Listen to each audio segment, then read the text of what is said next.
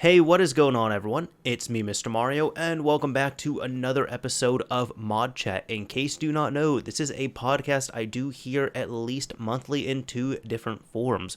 First of all, I do have it in a video form here on the Mr. Mario 2011 YouTube channel, and it's also available in a audio-only form where you can listen to it like an actual podcast.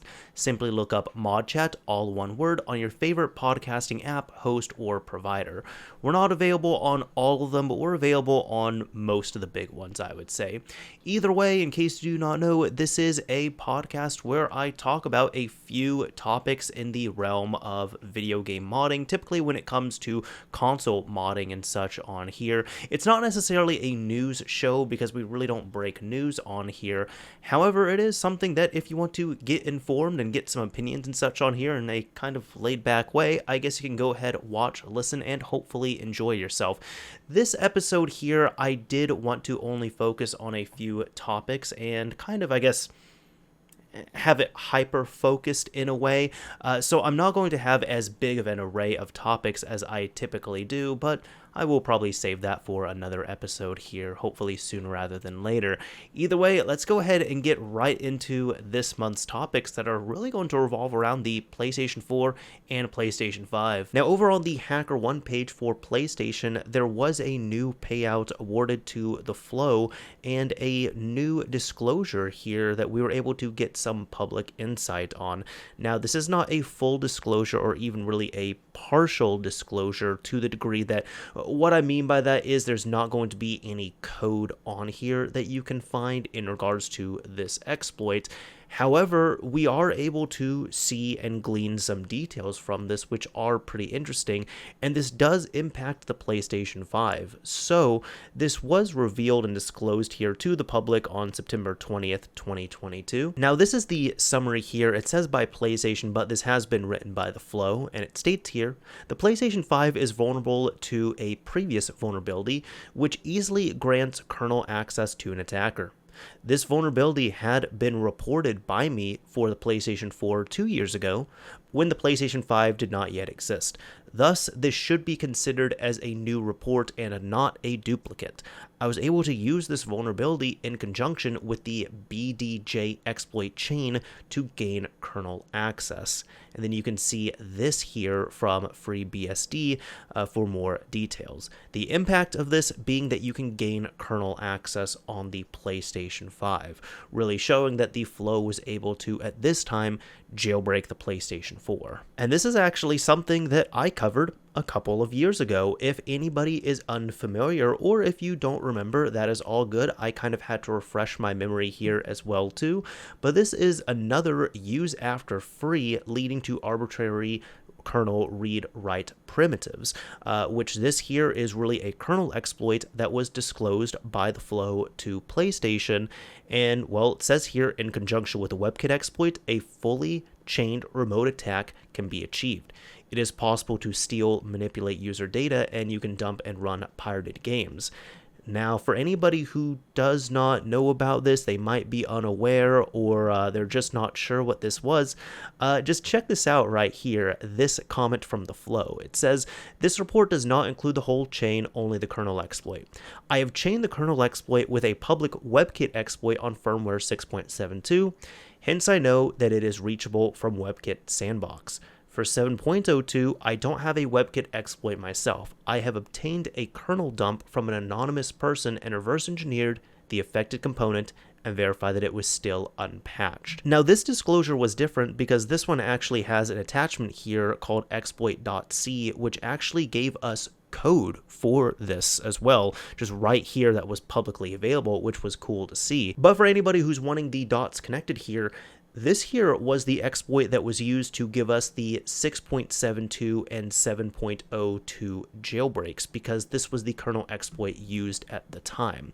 This was kind of an odd moment in history because typically a WebKit exploit comes first and then a kernel exploit comes later.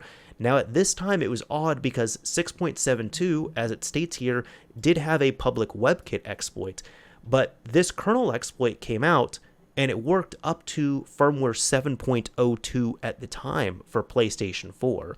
So that's why shortly after this was released, a jailbreak for 6.72 was released there, and then once there was a discovered WebKit exploit for 7.02, this kernel exploit was able to be used yet again and paired with the 7.02 jailbreak, leading to the most recent disclosure that we have here, in which it seems this vulnerability for the kernel was never patched on the PlayStation 5. It was, of course, patched on the PlayStation 4, but not the PS5. So even though the kernel exploit was there still needed to be an entry point of some kind, which we have talked about BDJB in a previous episode. So this is where the flow was saying they were able to chain this kernel exploit with the BDJB exploit as an entry point, and they were then able to get kernel access on the PlayStation 5, which once you tie all that together, you're really able to get a jailbreak at that point. Now, a lot of this has not been disclosed here, like the comments and such on this. We do see that this was, of course, triaged. PlayStation did pay out a $10,000 bounty, and then this was resolved. But this is what I can kind of point to right here. Just look at this. This was originally submitted all this year on January 4th, and it looks like this was changed to resolved on April 14th of this year. Now, what I did was I went to extremeps3.com and I just started looking at the PS5 system software history, and I ended up finding right here, I believe it was this one. Here we go. On April 14th, 2022, the exact same date this was marked as resolved, a new firmware update had come out. So let's go back one yet again. That would show that, again, this firmware update came out on the 14th of April, meaning that this firmware update and any newer ones would have this patched. So looking at the previous one, it looks like this system software, the full string is going to be version 22.01-05.00.00, or I guess for short, you can just put it as like 01-05. Either way, this system software version is going to be, it seems to me like logically, this would be the most recent firmware for the PlayStation 5 that would be exploitable to the Flow's jailbreak, or I guess the kernel exploit right there. So that is cool to see. At least up to this firmware version right here, there seems to be a kernel exploit for the PlayStation 5, which once discovered, I'm sure the community is working on this, once discovered, this can be paired with BDJB to give us a full jailbreak implementation. So what does this mean for PlayStation 5 owners or potential PlayStation 5 owners who might want a jailbreak for their system? Well, we have seen this a few times. We do know there's at least several groups and several people who have jailbroken the PlayStation 5, at least privately, and they have shown their findings right here similar to this. So there has been multiple kernel exploits, I'm sure, out there that have been found. But it seems to be at this point right now, if you are, first of all, if you're wanting a jailbreak for your system, if you do have a PlayStation 5, the lower firmware you're on, the better. This is just common for any system. It doesn't matter what it is. Typically, the lower the firmware, the better that you're going to be on there. But if you're kind of gunning after this right here, it seems to be if you haven't updated your PlayStation 5 since about mid-April of 2022, your PS5 is probably going to be vulnerable. If it's running a firmware version of this like 01-05 or lower, it would be vulnerable to this kernel exploit. If it's going to be running a higher firmware, meaning it's running a firmware that is, well, has been released on April 14th of this year or later, then it seems that this kernel exploit has been patched. Really, as I've been saying, not only for the PlayStation 5, but for any system, it doesn't matter what it is. If you are waiting for something, you might want to get a lower firmware system, or if you only have one system, just take it offline, block updates on there, and keep it on a low firmware. But also for the PlayStation 5, I don't think there's going to be anything that will be like tomorrow, for example. So if you're waiting 3 years for something, I mean, just be prepared. But either way, this is really cool to see. So that's at least the information that I can help with on there, but really awesome stuff here. Adding on to the really awesome stuff for the PlayStation 4 and the PlayStation 5, we do have something new from CTurt, where I have covered several things that they've done before that have been really awesome to see. I've covered several of these on the channel here, but even just looking at their articles for exploit write-ups, they always do a really good job with their write-ups. I love their write-ups, but they developed Yeah Basic, which I never covered on here because since I'm in the North American territory, I just don't have as easy access to this, but I'll just highlight this real quick. This here is really just being able to exploit the PlayStation 2 and run unsigned code on it using demo discs that were shipped with PAL region PlayStation 2s. This is cool to see in 2019. However, not that many people really covered it just because you did have to get one of these demo discs, and really you had to have a PAL PlayStation 2, and it was easier to find one of these discs in a PAL territory. So really people who are going to have a NTSC-U or NTSC-J system probably would not gravitate to this, me included. He also, of course, created and released free DVD Boot, which was the awesome exploit for the PlayStation 2. To me, one of the most earth-shattering ones, where you could literally just, this was as simple as once it was all set up, you burn it to a DVD, you pop the DVD into your PlayStation 2, and you have arbitrary code execution. He's also done work on the PlayStation 4 really with firmware 1.76, where he did a lot of contributions on there way back in 2015. So really what I'm saying here is that CTurt really knows his stuff, and he is an incredible resource here. Now, I am still waiting for part 2 of mast1c0re to be published here. However, I thought that while I'm recording this at this time here, since it hasn't been released, we can still take a look at part 1 and kind of give a high-level overview on here. Do keep in mind I'm not really a reverse engineer to this level, nor am I a professional developer by any means, so there is a lot that does go over my head, but I'll try and explain it to you all here. Either way, we can read into this mast1c0re exploit, which is stating hacking the PS4 PS5 through the PlayStation 2 emulator, and this is really escaping right here in part 1. Now here, CTurt talks about how they successfully escaped the PS2 emulator developed for the PS4. In the next part, they're going to be covering the exploit chain as well as Sony's response, and there is even a demo video here which we would take a look at, but he even notes that these vulnerabilities were discovered and reported back in September 2021, but I was only able to publish this now. Now for his intro, he stated, "It's been a long time since I last worked on any modern PlayStation hacking, but with the release of the PS5 and the introduction of PlayStation's bug bounty program, I was motivated to attempt some kind of exploit chain that would work on the PS5. I settled on attacking the PlayStation 2 emulator, which turns out to be a very appealing target for a number of reasons. One, escaping it would grant the ability to run pirated PlayStation 2 games on the PS4, PS5, and potentially also the PSN cloud gaming service. This is particularly valuable because access to running just the subset of officially available PlayStation 2 games on these platforms is being charged at the highest tier of PlayStation's new subscription service. Number 2. The PlayStation 2 emulator is one of the last remaining just-in-time privileged code on the PlayStation 5.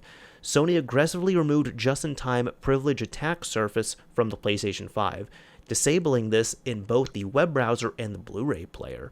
Since the PlayStation 2 emulator is really a PS4 title that runs due to backwards compatibility, they were unable to make changes to the software, and so its just-in-time privilege had to be spared.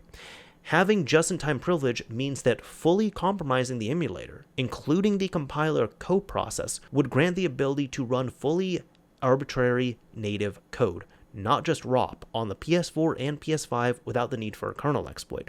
This would be especially convenient on the PS5 because of the newly introduced hypervisor enforces that code pages, both userland and kernel, are not readable. And I don't have the patience to try and write a blind kernel exploit again, as I did when I ported bad IRET to the PlayStation 4 without a kernel dump. Props to that. With arbitrary code execution in a PS4 game process, homebrew software, including just-in-time optimized emulators, and potentially even some pirated commercial PS4 games, could be run under this context. And number 3. Under PlayStation's security model, it's essentially unpatchable. Once you have access to an exploitable game, digital or physical, it would be extremely difficult for PlayStation to remove your access to it. The console was only designed to enforce updates for the operating system, but has no mechanisms to enforce patches for games, i.e., old versions of games can always be played on the latest version of the operating system. For physical games, you can simply launch them without first checking for updates. For digital games, you can downgrade them by proxying PlayStation Network traffic. It was designed this way since PlayStation can't be held responsible for the security of third-party games, particularly those that statically link to old versions of WebKit. Their security model instead focuses on securing higher privilege layers of the platform, kernel, and hypervisor on PS5, operating under the assumption that games are compromised. It's my interpretation that the existence of games with special privileges, like the PlayStation 2 Emulator's just-in-time functionality, violates their own security model because it leaves privilege code with no readily available mechanisms to patch potential future vulnerabilities. Furthermore, PlayStation has decided to double down on the security model by not even removing the identified known exploitable PS2 games from the store. Because of these reasons, I'm comfortable referring to this scenario as unpatchable, even if it may not technically be fully accurate. Now, I do want to stop this here and kind of just comment on this a bit.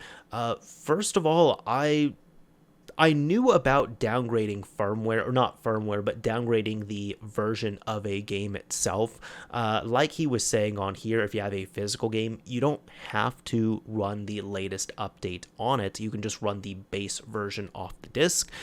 Or, of course, if you have a physical or even a digital game, using some clever proxy tricks, you can just force it to install a certain version of the game. It's really just setting up a proxy on your PC, tunneling your PlayStation 4 or PlayStation 5 through the PC, and then just kind of delivering a different version of the game update that you wish to issue to your console. So when you go to update, you're essentially tricking it and saying, hey, as opposed to version 1.10 of this game, I want you to download 1.03 for whatever reason you might want to on here. So I did know about that. I'm honestly wondering how much this would be impacted if games were blocked on here. He does state that there's exploitable games that have not been removed from the PlayStation Network store in regards to this, and we'll get into what some of those games are. However, the reason why I'm bringing that up, like game blocking and such, is because one, we've actually seen that on not the PS4, PS5, but the PlayStation Vita. You see, prior to the PS Vita being super easy to modify, before like firmware 3.6, there was actually ways to get into the PlayStation Portable emulator on there. And you would typically need a PSP game, and then you would download that. You would then install a hacked game save on your system, and when you load up that game save, it would crash the game in a way that you could boot into the emulated PSP side of the system. Typically, whenever this would happen, it would always require you to purchase and download that specific PlayStation, like PSP game off of PSN on the Vita. You then have to get your save file on there, and then you can do all the fun stuff that you want to. But in order to purchase that, you had to be on the latest firmware for PlayStation Network access. You then had to purchase that game. And typically, whenever these exploit games were announced, they would be pulled within a matter of hours or even days. But even further, I distinctly remember this. Once an exploitable game was pulled, until the next firmware update, you could not re-download that game. So even if you didn't care about the exploit by any means, if that was just a game that you owned on your account in your library, and let's say firmware 3.5 had a game that was exploitable, you could not re-download that game until the next firmware update came out, because the next firmware update would end up patching out that game exploit, so that just didn't work right there. The reason why I'm bringing that up is because it doesn't seem like these firmwares are going to be patched on a per game basis on the PS4 or PS5, but I'm wondering if they would just disable downloads for the time being on that. I know there might be some people who are saying, oh, they can't do that, they shouldn't do that, but like, believe me, it did happen. It really did happen. So that's why at the time when an exploitable game was announced, You had to decide if you wanted to exploit your system in that way, purchase the game right away and download it and not delete it or anything, because if you deleted it, you weren't able to get it back until that was patched, until a new firmware update came out, and then at that point, if you updated your firmware and you re-downloaded the game, well, the exploit was patched at that point. I'm also bringing up blocking games because that is possible as well too. Not only there is a small handful of games for the PlayStation 4 which do not work on the PlayStation 5 for whatever reason. From what I see, it seems to be, I guess, publisher discretion at that point. There's not that many, mind you. I believe there's like less than 10 games in the PS4 library that are not compatible on the PlayStation 5, and that has changed a little bit. A few of them have been whitelisted, but that's what I mean. There is a whitelist, and we've seen this happen as well too. I know with the game PT playable teaser, the Silent Hills demo, the reason why that does not work on PlayStation 5 is because of the publisher. Apparently, before the PS5 came out, like when retail units were being sent to reviewers and such prior to the launch of it, PT did work. You were not able to re-download it, but you could transfer the game from your PlayStation 4 to your PlayStation 5, and as long as you had a matching PlayStation Network account on there with the license for it, you could play it on the PlayStation 5.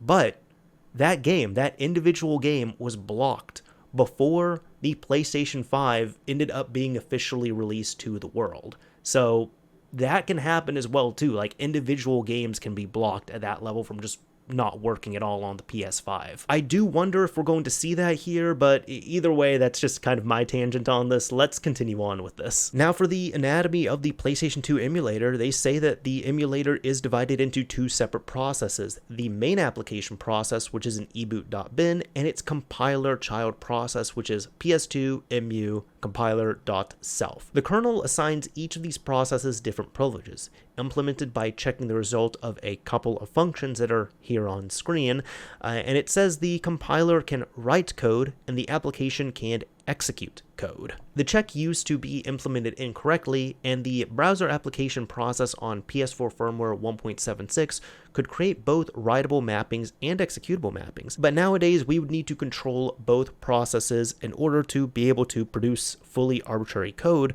and so that will be the goal of this chain. Now, for the entry point, CTurt is stating our exploit chain will begin by exploiting a PS2 game to achieve code execution within the emulator, either through a save game exploit or through a purely controller-triggered exploit. First of all, for the save game vulnerabilities, they're not hard to find. For example, see the GTA decompilations showing a copy from the memory card into a fixed size buffer with size supplied by the saves. Exploiting these issues is relatively simple since the PS2 didn't have any exploit mitigations. With one of these exploits, a PS4 save file containing the crafted PS2 memory card can be encrypted and signed for any PSN ID by anyone with a hacked PS4 on any firmware, or just a PC if they have decapped SAMU keys, and then imported to the target PS4 or PS5 using the USB save import feature and settings. I do want to highlight a couple things here real quick. Now, when he's talking about PS4 saves being re-encrypted and re-signed to any PlayStation Network ID using a modified PS4 on any, vulnerable firmware, that is true. That can be done with PS4 offline account activators, which, if you don't know how those work kind of at a high level, essentially you're able to create an online account, like a PlayStation Network account, on your jailbroken PlayStation 4, and the idea, what you could do is, let's say you have two systems. You have a legitimate console with your legitimate PSN ID, it is on the latest update and all that stuff, and you have a offline modified PlayStation 4. What you could do is, through some magic, you can essentially take your PlayStation Network account, you can get the ID of that, and then on your hacked PlayStation 4, you can then take that account ID, you can pair it up to an account on that PlayStation 4, and you can generate a online account that matches your PlayStation Network account, but completely offline on your offline PlayStation 4. And one of the main benefits for that is you can then transfer your game saves between your modified PlayStation 4 and your jailbroken PlayStation 4. They will still work on that PlayStation Network account you have signed them to, and they will be encrypted and everything and signed to that account. So one of the nice features that you could do is you can actually modify your saves that way if you ever want to. You can take your completely stock PlayStation 4, you can export a save to a USB drive, import that save onto the same account on your modified PlayStation 4, do whatever you need to let's say just buff up all of your stats on your character of a game you're playing to max stats using a trainer of some kind, resave that, then transfer that save back over to your completely stock PlayStation 4, and at that point, without modifying your, stock PlayStation 4, you've been able to modify the game in some way. It's also worth noting for anybody who does not know that you cannot transfer PS5 saves to an external drive. So that's why it also helps to attack this from a PS4 vector standpoint here, because on the PlayStation 4, you can still, like, if you have a PS5, you can transfer your PS4 save data to a USB drive, but you can't transfer PS5 save data to a USB drive, unfortunately. The other exploit mentioned here, which is a controller input triggered exploit, would be less practical, except for having the ability to be used without requiring the USB save import feature, which depends on having assigned into PSN, since saves are encrypted per account, and times out on the PS5 after being offline for too long. It seems like Dark Cloud actually has a decades-old known bug, and he states here whereby moving the cursor and pressing X on the same frame in the items menu allows you to pick up an item from out-of-bounds memory, which results in exploitable behavior.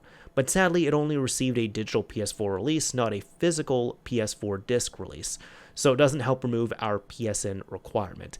However, for his chain, he settled on Ocage Shadow King, which has a typical stack buffer overflow if you extend the player or town name. For anybody who's ever been into the Wii modding scene, that was pretty similar to Legend of Zelda Twilight Princess, where you could do the exact same thing by extending out, I believe, Epona's name, just the horse's name, just do out of bounds with that, and from there it would crash the game and you were able to modify your Wii at that point. Now he goes into much greater detail on the emulator bug here, and if you want to check this out yourself and really see even some really awesome breakdowns of the code here, this is of course going to be linked in the description.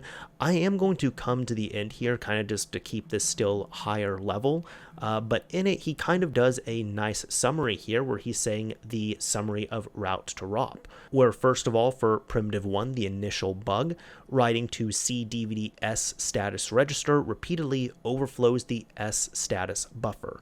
For primitive 2, this is arbitrary index write, where it says use primitive 1 to corrupt in status index. Writing to cdvd in status register now triggers arbitrary byte write to an arbitrary index. For primitive 3, arbitrary call with result, you're able to use the previous primitive to overwrite an IO read handler function pointer. Reading from that memory mapped IO register now calls an arbitrary address and gives us the result.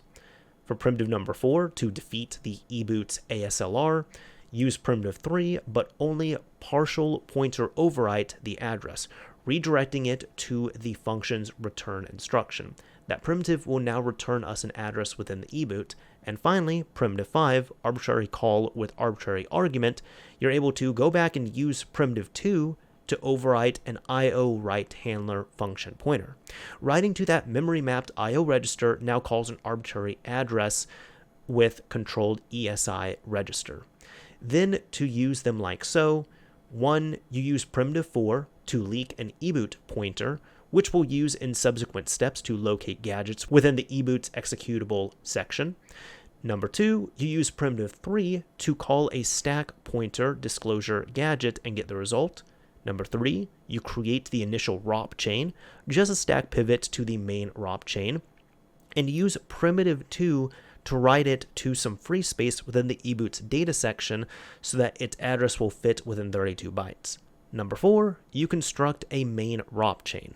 That finishes by restoring the original call E saved registers, including the stack pointer value, which we leaked in step 2. And number 5, use primitive 5 to call the stack pivot gadget pair with RSI pointing to the initial ROP chain. This will result in executing our main ROP chain and then returning gracefully back to PlayStation 2 execution. Note that the first 3 steps are part of the setup process that only needs to be done once. To execute subsequent ROP chains, we just need to write them over the last chain, and then execute them by writing to the pre-corrupted memory mapped IO handler in steps 4 and 5. As CTurt says, now that we've successfully escaped the PS2 emulator, the natural first thing to try doing with it is to boot another game.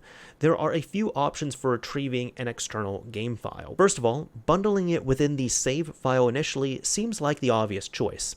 But since the PS4 save games have a file size limit, I think it was 1 GB, but then raised a bit for Cyberpunk's release, this approach won't work for many PS2 games.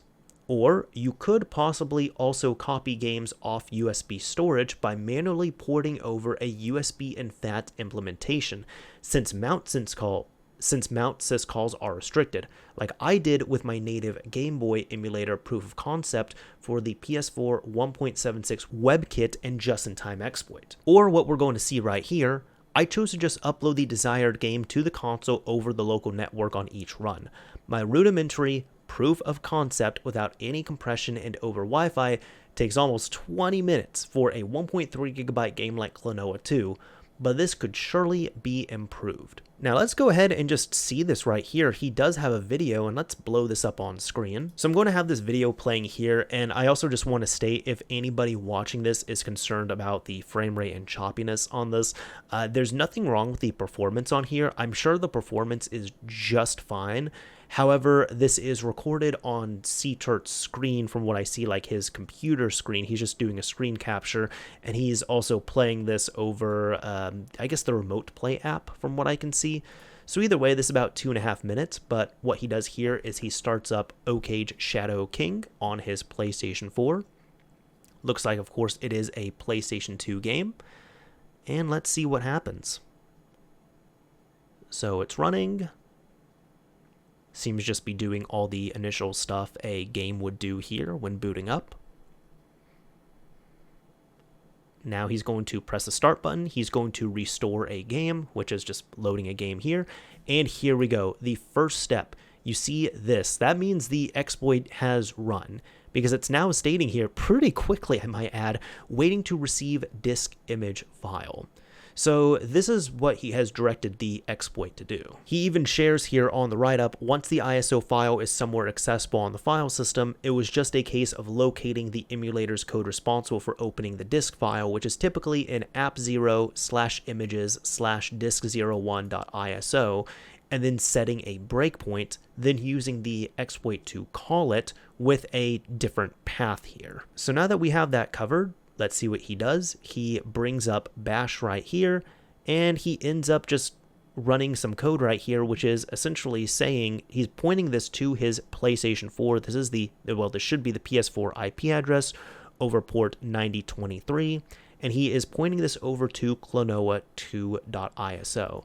And then once he runs this command over at the PlayStation 4, we went to a black screen. Let's see what happens. It is still playing. There we go. Completion 1%. So at this point here, he just ends up speeding this up because it does take, as he said there, 20 minutes on this. So he speeds it up, just does a jump cut here to 99%. Assume this is about 20 minutes later. And let's see what happens. Here we go. Remounting to AV, well, there's a longer path here, but saying AV contents /content_temp/boot.iso. So it looks like, I guess the emulator has done kind of a soft reboot in a way, and it's just now booting to the ISO that he has quite literally just uploaded to his PlayStation 4. And what is this ISO? Here we go. Yep. Booting from CD-ROM 0:/SLUS_201.51, and then that's the first one booting from new disk. Looks like this is indeed a different game. This is not Oakage. This seems to be Klonoa 2. Here we go. And this is even cool. I noticed this. He's able to even load up a save game as well too. So this is a Klonoa 2 save, which is still within that that Oak-Age container right there, so to speak. But he's able to load that up, get into here, the game loads, and beautiful, just beautiful, really cool to see. I'll just skip ahead a little bit here. There's the initial cutscene, and then here he is in game. That's awesome. For part 1's conclusion, he finishes this off by saying, PS2 piracy is a fun implication, especially being able to disclose it despite there being no patch. But my main goal was getting native homebrew applications running. Regarding that goal, escaping the emulator is just the first half of the chain. We can't yet write arbitrary native code since our application process only has permission to map just-in-time shared memory as executable, not writable. We could technically write PS4 enhanced PlayStation 2 homebrew applications that could use any native PS4 functionality, and so could behave essentially the same as normal PS4 homebrew, accessing the PS4's controllers, touchpad, etc., but I really wanted to achieve fully arbitrary code execution for a more practical homebrew environment. This makes the next step attacking the compiler process, which is in part 2, the arbitrary code execution. So here we go. While this isn't done here, there's a few takeaways I have. First of all, CTurt, you're awesome for this. Thank you for doing this awesome write-up here and really being able to follow this. Secondly, I can tell CTurt loves the PS2. With the amount of PS2 work this man has done, he loves the PlayStation 2. And thirdly here, this does seem to be, I mean, at this case here, like as he has said, this could be a unpatchable exploit. Really the only way this would be patched here would be if PlayStation 2 games are just blocked on the consoles as a whole. Like if PlayStation 2 games are removed from the PSN, like I guess special service on that. I don't remember what exactly it's called, but just like the latest PS Plus service, that's it. If PS2 games are removed from there, if PS2 games are just not purchasable at all, if they can't be booted, it's really just removing PlayStation 2 games completely, which is not going to happen because there's people who have bought a lot of PlayStation 2 games. Plus there's even like physical PS2 games like this as well too. Yes, these are PS4 games, but let me get into that here momentarily. Either way on this, it looks like this has been an odd one. While this is an exploit here, and it was disclosed about a year ago, at least a closed disclosure to HackerOne, it looks like this write-up was allowed. This was, I guess, paid out to CTurt as well too, but this also hasn't been patched. I guess my opinion on here, because some people might be wondering, okay, do I need to purchase Oak-Age Shadow King? Do I need to keep my PlayStation 4 offline or PS5 offline? I'd say if you're wanting a chance at messing with this, and do keep in mind, this might not really progress past the PlayStation 2 stage, and I do mean that respectfully here. You'll probably have a really awesome way of, loading up PlayStation 2 homebrew, of sideloading other PlayStation 2 games on here as well too, and messing with this all within the realm of the PlayStation 2 container, like the app container right there. But for anybody who is really hoping for like a full jailbreaker implementation from this, maybe we can see on this, it's really going to be your decision to make on here. Now, it does seem like Oak-Age Shadow King seems to be at least the main game which is exploitable on here, but CTurt has also mentioned that there's other PlayStation 2 games that do have these same level of save game exploits. They just need to be found and they need to be implemented and such. Plus, the other thing with this too is that you do need PlayStation Network access for this. So some people who are also on maybe a lower firmware, if you're on a lower firmware on your PlayStation 5, this is my opinion, if you're on a low firmware PlayStation 5, I personally wouldn't update my low firmware PS5 to the latest firmware to get a PlayStation 2 game. Even if you're on a PlayStation 4 that is not on the latest firmware, but it is higher than 9.00, meaning that it's offline and outdated, but also not exploitable, I personally wouldn't update just to get this here. That's my personal opinion on this. However, another entry point that was talked about that, might not have a direct PSN reliance is really what I showed right here, which are these PlayStation 2 games. Now, again, people who are watching might say, dude, these are PS4 games. No, they are not. These are just some that I have in my collection, and Limited Run Games actually released all 3 of these. But just as some examples, like Star Wars Racer Revenge, Jack X Combat Racing, Red Faction, while as these are PlayStation 4 titles right here, these are all just PlayStation 2 games which are wrapped up in the PlayStation 2 Emulator for PlayStation 4. So this could be another method and entry point as well too. I don't believe Oakage was, and by entry point I mean I guess just looking for an exploitable game. I don't believe Oakage was ever released physically for the PlayStation 4. However, there's many other PlayStation 2 titles that were released physically on the PlayStation 4. So if one of these games, for example, let's say like Jack X, if there is a save game exploit which is found and released for Jack X Combat Racing, you could purchase this on the PlayStation Network store if you're on the latest firmware. But if you're not on the latest firmware, well, if you're lucky enough to have a physical copy of it, or if you want to track one down, that could also work as well too. Just do keep in mind, this isn't going to be the more cost-effective method, just because to my knowledge, I don't think these PlayStation 2 games on PS4 were just ever, pressed with like tens of thousands of copies or hundreds of thousands of copies. These 3 were all from limited run games, so the runs are pretty limited on here. This is really going to be more for something with, if you want to mess around with this, but you really still want to stay on a low firmware PS4, PS5, or even if you have some games like this. So either way, this is super awesome to see. I did want to cover this on here. This is really awesome overall. And CTurt, hey, if you're watching, awesome job, man.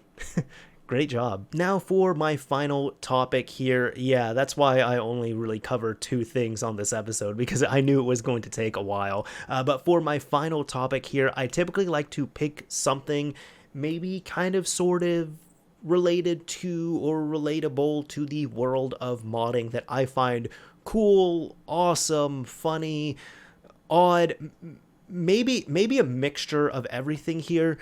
And we're actually going to be looking at Nintendo for this. This did get some traction online, rightfully so, and I'm even going to have this linked because I feel like if I share this, like I've linked this to friends, and I'm like, I'm linking you the direct article from Nintendo.com because I need you to click on this link just so you know that I'm not lying about this. And this is how to set up a router's port forwarding for a Nintendo Switch console, which was pointed to quite a bit for the recent release of Splatoon 3. Now, this is really big for games that have NAT and different NAT levels. If you have maybe, I'm thinking anybody who's played Halo or Call of Duty has probably seen like a prompt on screen somewhere showing that they have an open NAT or a closed NAT or a moderate NAT, and then it links them to a page where you can follow instructions on opening up ports and what you can do to resolve that. Really, it's not like it makes your game, like it doesn't improve your connection speed. It doesn't automatically make you host. It doesn't improve it in that sense, but it does help with connectivity just between friends and other players. For example, just here's an example of a NAT issue here.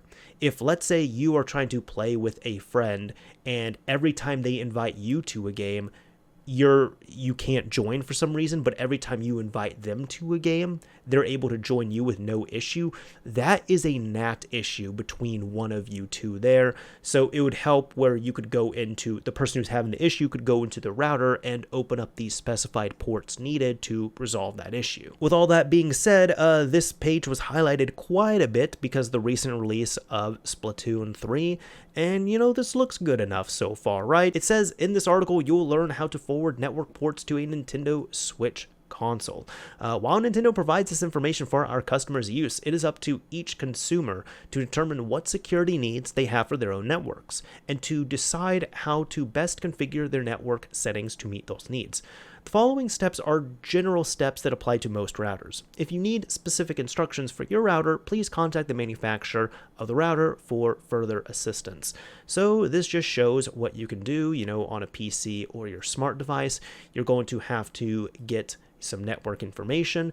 This shows you where to go on your console, how to set up a few things. But here is where we're getting into this itself here.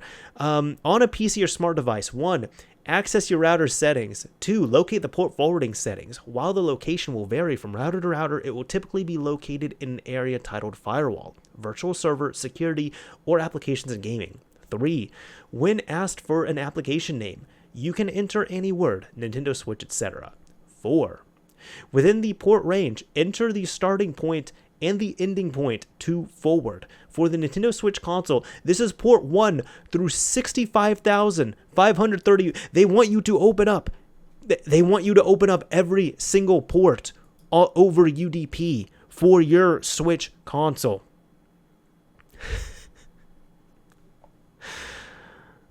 Okay.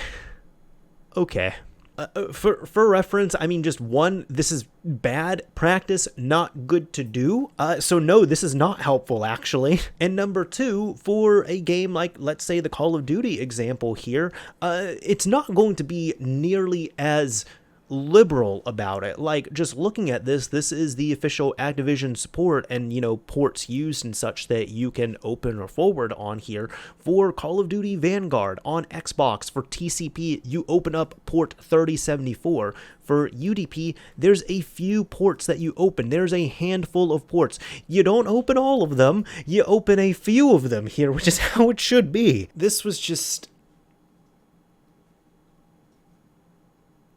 I couldn't believe it. That's why I linked the page to friends. I said, you might not believe me if I tell you this. Click on this and look at this help article to see, and look at the URL where this is from. I'm not kidding you on here. So yeah, that's the unbelievable, funny, random, weird, awful thing that we can put at the end of this episode of ModChat.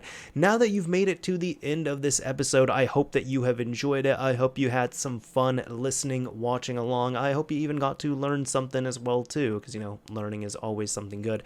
Now at the very end here, for anybody who has made it to the end of these episodes, what I like to do is I like to pick a keyword or a key phrase, and if you use this in a comment on the YouTube upload, I'll know that you've made it to the end. And typically I don't pick the key phrase at all, so this typically comes down to me looking around my room, looking around my desk, and seeing what's available. And I just want to see, oh, actually there is a few. You know what, this will work out. How about, what a rarity, how about manual? If you use the word manual, hold on, I gotta take a smell of this too. Wow. Okay, that game manual smell, oh my goodness, so many people don't know what I'm talking about, I'm sure, because games don't come with manuals anymore. But if you use the word manual in your comment on the YouTube upload, I'll know that you've made it to the end. Do you love game manuals? Do you hate game manuals? Do you miss game manuals not being available physically on these games? Sometimes they're not even available digitally as well too. Do you know how to drive a manual car? Just use the word manual in your comment if you've made it to the end, and I'll know that you've made it to the end of this episode once I go through all the comments. Anyways, this is Mr. Mario signing off. Thank you all for listening and watching, everyone. And until next time.